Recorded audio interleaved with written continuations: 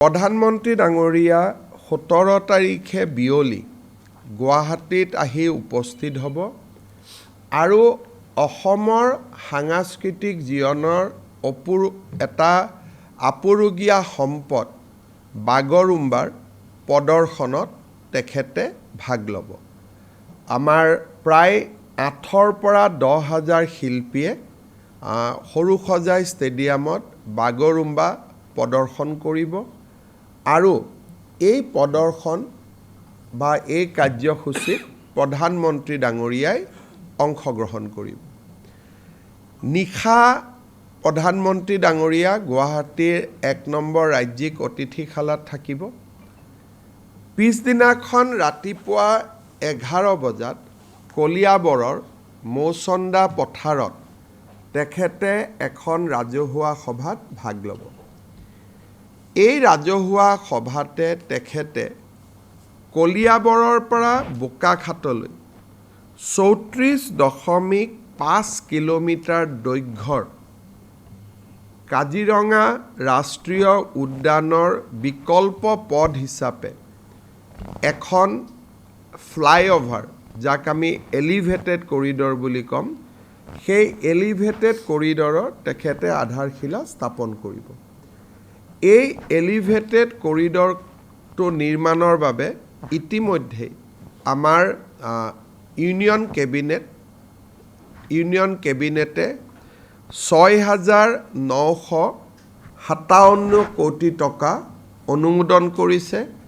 ৰাজ্য চৰকাৰে ভূমি অধিগ্ৰহণৰ প্ৰক্ৰিয়া সম্পূৰ্ণ কৰিছে আৰু নেশ্যনেল হাইৱে অথৰিটি অৱ ইণ্ডিয়ায়ো নিবিদাৰ প্ৰক্ৰিয়া প্ৰায় চূড়ান্ত পৰ্যায়লৈ লৈ গৈছে।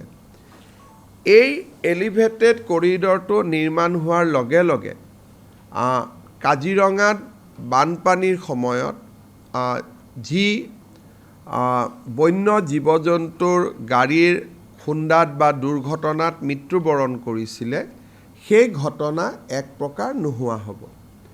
কিন্তু ইয়াৰ যিটো আটাইতকৈ সুফল আমি পাম সেইটো হৈছে ডিষ্টেঞ্চ। বোকাখাতৰ পৰা কলিয়াবৰ পাবলৈ যিহেতু কাজিৰঙাত স্পীড লিমিট আছে, এখন গাড়ী চলালে বা গাড়ী গ'লে it takes 1 hours and 15 minutes। যদি আজি নুমলীগড়ৰ পৰা আপোনালোকে আহে আৰু জখলাবন্ধা পাব খোজে 1 ঘণ্টা 15 মিনিট লাগিব।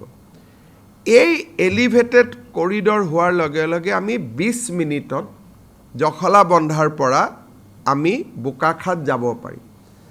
ইয়াৰ ফলত যোৰহাট আৰু গুৱাহাটীৰ দূৰত্ব 4.5 ঘণ্টা 4 ঘণ্টালৈ হ্ৰাস পাব। ইয়াত আমি বহুতে অকল এলিভেটেড কৰিডৰ বুলি ভাবি আছোঁ, বাট এলিভেটেড কৰিডৰটোৱে ডিষ্টেঞ্চটো নোহোৱা কৰি পেলাব। কাৰণ এতিয়া আমি তলত যেতিয়া যাওঁ আমাৰ স্পীড লিমিট আছে 40 কিলোমিটাৰ। 40 কিলোমিটাৰৰ ওপৰত কোনো গাড়ী যাব নোৱাৰে। ওপৰেদি যোৱাৰ লগে লগে আমাৰ 34 কিলোমিটাৰ এলিভেটেড কৰিডৰ মেক্সিমাম 22 মিনিটছত আমি পাৰ হ'ব পাৰিম।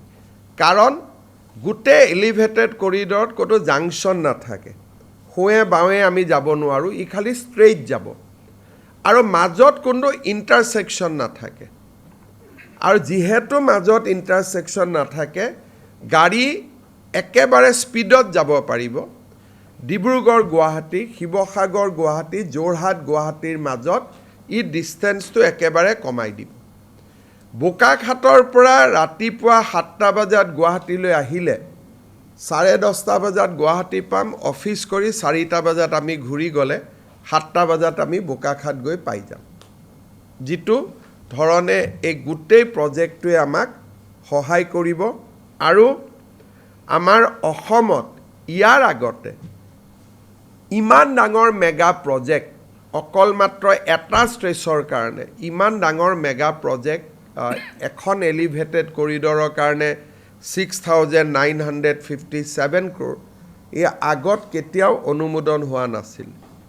ইয়াৰ উপৰিও এতিয়া কাজিৰঙালৈকে যোৱা গাড়ী বা যোনে কাজিৰঙাৰ সৌন্দৰ্য চাই পাৰ হ'ব খুজিছে তেওঁলোক গতানুগতিক ৰাস্তাটো দি গৈ থাকিব পাৰিব বহুতে ভাবিব পাৰে যে এলিভেটেড কৰিডৰ হ'লে তলৰ ৰাস্তাটো বন্ধ হৈ যাব নেকি তলৰ ৰাস্তাটো বন্ধ নহয় আজি যেনেকৈ আছে তেনেকেই থাকিব খালি ট্ৰাক কাজিৰঙাৰ মাজেদি নাযাব সি ওপৰেদি যাব বাছ বা গাড়ী কোনোবাই যদি কাজিৰঙাৰ সৌন্দৰ্যটো চাই লাহে লাহে লাহে লাহে যাব খোজে তাতো কোনো বাধা নাই ই বিকল্প ৰাস্তা হ'ব এটা ৰাস্তা বন্ধ কৰি আৰু এটা নহয় it is just A alternative road যাতে মানুহে দুইটা ৰাস্তা ব্যৱহাৰ কৰি থাকিব পাৰে আজি আমি আৰু এটা অত্যন্ত আমাৰ বাবে আনন্দৰ খবৰ ভাৰতৰ প্ৰথম বন্দে ভাৰত স্লিপিং ট্ৰেইন যিখন শুই পেলাই যাব পাৰে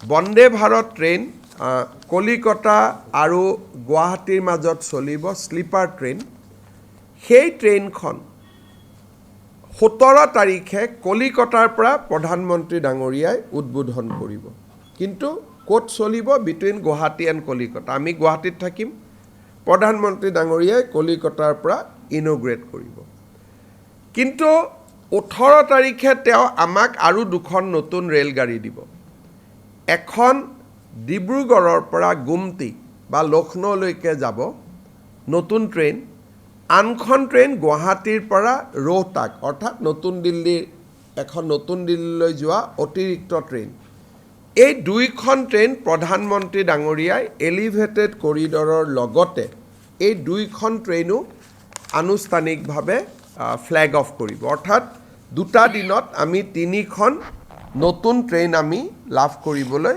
সক্ষম হ'ম